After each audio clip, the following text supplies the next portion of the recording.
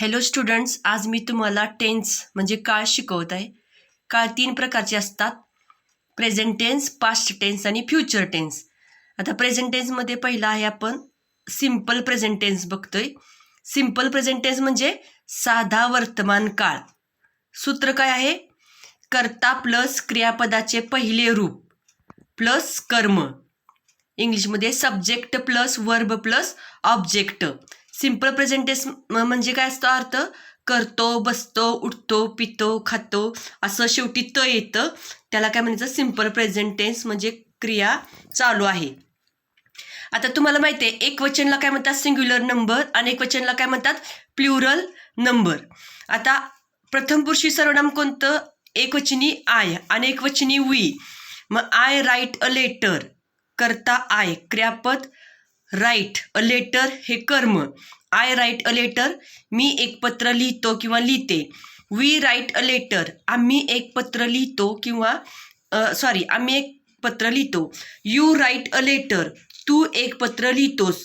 You right a letter, तुम्ही एक पत्र लिहिता. बघा डाव्या साईडला यू आहे ते एकवचनी आहे म्हणजे तू, यू म्हणजे तू, आणि उजव्या साईडला प्लुरलमध्ये आहे यू, ते म्हणजे तुम्ही. यू राईट अ लेटर म्हणजे तुम्ही पत्र लिहिता. ही राईट्स अ लेटर, तो एक पत्र लिहितो. शी राईट्स अ लेटर, ती एक पत्र लिहिते. इट राईट्स अ लेटर, ते एक पत्र लिहिते. बघा ही, शी, इट ही तृतीय पुरुषी एकवचनी सर्वनामं आहेत. कोणती? ही, शी, इट. तृतीय पुरुषी एकवचनी असेल तर क्रियापदाला यस किंवा ईएस प्रत्यय लागतो. यस किंवा ईएस प्रत्यय लागतो कसं ओळखायचं? तर शेवटचं अक्षर सर्वनाम, शेवटचं अक्षर क्रियापदातलं शेवटचं अक्षर जर स्वर असेल, स्वर कोणतं? तर 5 स्वर कोणती आहेत? ए, ई, आय, ओ, यू. या 5 स्वरापैकी असेल तर ईएस प्रत्यय लागतो. उदाहरणार्थ जी ओ असेल तर ईएस प्रत्यय लागतो. WRITE त्याला फक्त कोणता प्रत्यय लागलाय? एस प्रत्यय लागलाय. दे राईट अ लेटर, ते एक पत्र लिहितात. लक्षात येते काय केलं आपण? सिम्पल प्रेझेंट टेन्स शिकतोय. सिम्पल प्रेझेंट टेन्समध्ये प्रथम पुरुषी सर्वनाम आय, वी, द्वितीय पुरुषी यू, तृतीय पुरुषी ही, शी, इट आणि अनेकवचनी दे आहे. तुम्हाला अदर एक्झाम्पल्स म्हणून ही वाक्य तुम्हाला सांगितलेत बघा. Radha goes to school, Radha शाळेत जाते.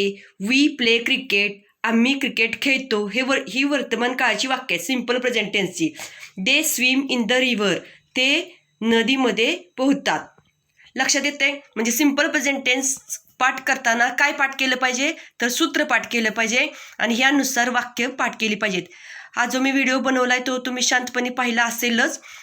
वहीमध्ये लिहून काढा, चांगलं पाठांतर करा आणि thank you for watching this video.